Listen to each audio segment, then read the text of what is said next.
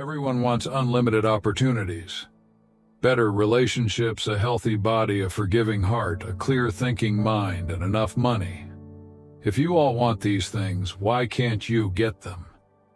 Many of us can't achieve these things because we have a voice inside our heads that often says negative things and convinces us they are true. This inner voice tries to tell you that you're not smart enough, strong enough, or good enough to do what you want in life. This unseen enemy is harmful and stops you from going after the life you should have. It leads to anxiety and depression. If you want to be the best you can be, you have to control this inner voice. You have to learn how to calm it down and change it into something that helps you. Instead of holding you back, my friends, the journey to control this inner voice is not an easy one, but it is necessary, crucial, and transformative. The key to unlocking all the treasures of life lies in understanding and mastering this inner dialogue. The constant conversation you have with yourself shapes your reality. It can be your greatest ally or your worst enemy. The negative talk you carry with yourself plays a decisive role in what you achieve in life. Negative self-talk leads you down a dark path. It's like a parasite that feeds on your dreams and aspirations. But the good news is, it's entirely within your control to change it. If you let the negative voice take control, you've already set yourself up for failure. Consider the inspiring story of Thomas Edison. When he was trying to invent the electric light bulb, he faced thousands of failures. If he had listened to his inner negative voice that said you can't do it, the world might have stayed in darkness much longer. But he said to himself, "I have not failed. I've just found 10,000 ways that won't work." And he kept going until he succeeded. Let's consider J.K. Rowling's story too. She is the author of the beloved Harry Potter series. Her life was filled with hardships. At the time she started working on Harry Potter, she was a single mother, struggling financially and battling depression. Her inner dialogue could have easily been dominated by despair and negativity. There were countless opportunities for her to tell herself, "I can't do this," or "I'm not good enough."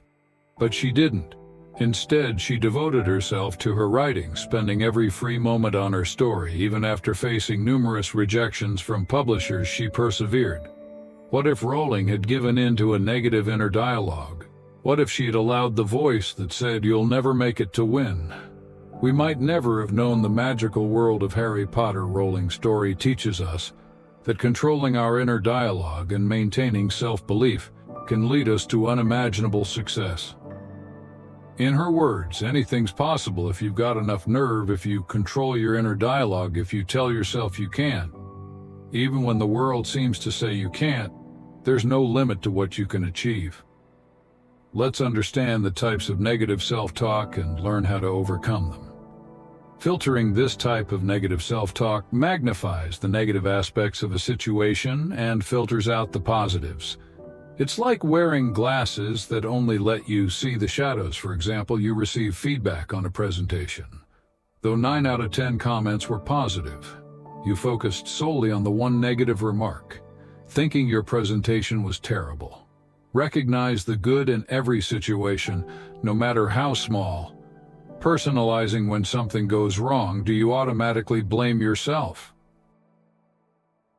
Personalizing is when you attribute external events to your perceived failings. For instance, a group project at work falls behind schedule. You instantly blame yourself, thinking that it's entirely your fault. Even though multiple factors contributed to the delay, realize that not everything is under your control. Catastrophizing is expecting the worst to happen. It's looking at the future through a lens of doom and gloom. For example, if you miss a payment on a minor bill, you immediately think that your credit score will be ruined and you will never be able to buy a house. Prepare for the worst but hope for the best. Your thoughts shape your reality, make them inspiring, polarizing you. Either see things as perfect or horrible. For example, you attempt a new recipe and it doesn't turn out exactly right. You conclude that you're terrible at cooking and will never be able to prepare a good meal. Understand that life is a spectrum. There are lessons in failure, and there is room for growth and success. Next time you catch yourself talking negatively to yourself, ask yourself, am I filtering the positive out of this issue? Am I blaming myself for something that I have no control over? Am I expecting the worst of this? Am I seeing things as black and white? If you answered yes to any of these questions, take a step back and consider what you can do to turn your thinking from negative to positive. Listen to your inner voice. What is it saying? Is it positive, uplifting, encouraging? Or is it filled with doubts, fears, and insecurities? Write these thoughts down, acknowledge them, don't run from them. This is the starting point. Challenge negative thoughts. They're not facts, they are mere opinions shaped by past experiences and fears. Challenge them for every negative thought. Write down a positive counter thought. Replace I can't with I can and I will.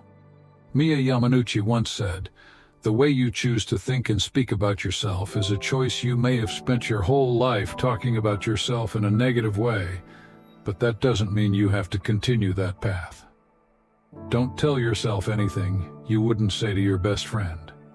We often say mean things to ourselves that aren't fair or true. If you don't get a promotion, be kind to yourself.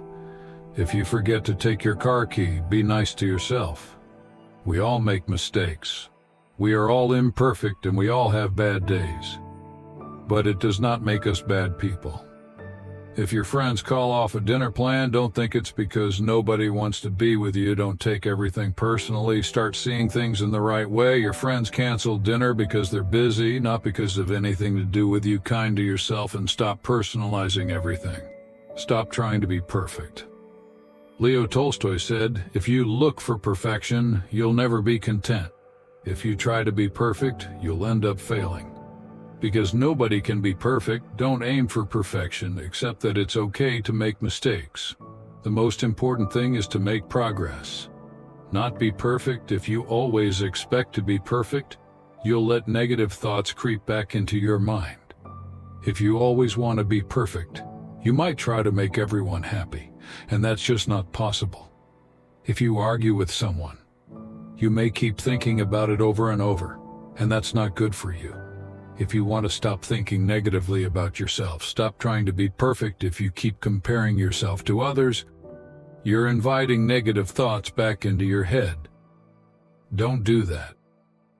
There will always be people who seem to be doing better than you, and that's okay. Focus on yourself and your progress, not how you measure up to others. Be happy with what you have and don't worry about comparing yourself to others. Always be thankful if you find yourself thinking negatively. Remind yourself of all the things you're grateful for, like your family, friends, home, car, health, or anything else. It can help you feel better and think more positively. Your mind is like a garden.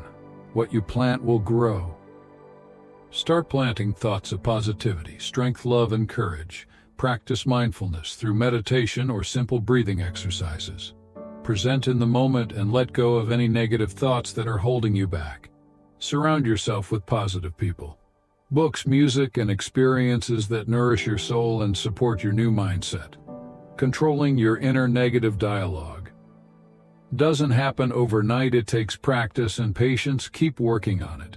Make it a daily ritual, and slowly you will see a change. The next time you notice yourself thinking negatively, don't ignore that voice inside your head. Instead, answer it kindly that way.